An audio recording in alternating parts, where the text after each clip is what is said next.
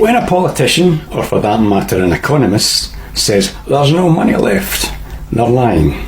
And even if they don't realise they're lying, because they don't actually understand how government spending works, they're still lying. The truth is, all spending restrictions are political choices, not financial ones.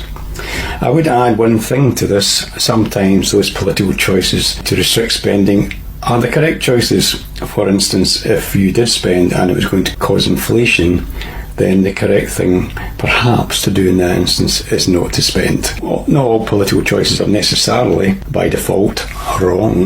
So what MMT is telling us is that all the issues in the world that can be fixed in some way just by spending money is that they can afford it, and the problem, if there are problems, are all about are the resources available to do the work. MMT tells us that these issues are political.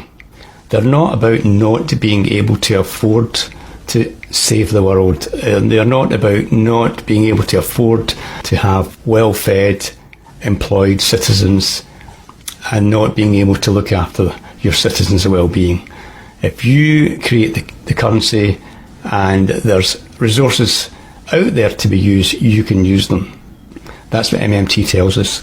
So the governments have the clout to sort these issues. I'll leave it at that.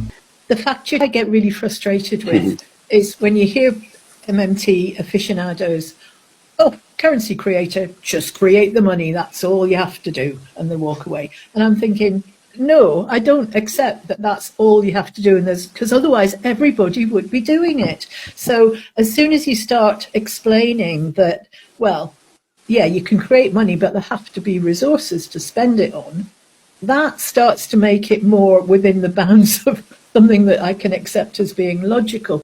If you're going to spend money, you can create resources. So that's the first thing that gets ignored all the time, is this idea that somehow, oh, we can't employ more teachers because there are no teachers.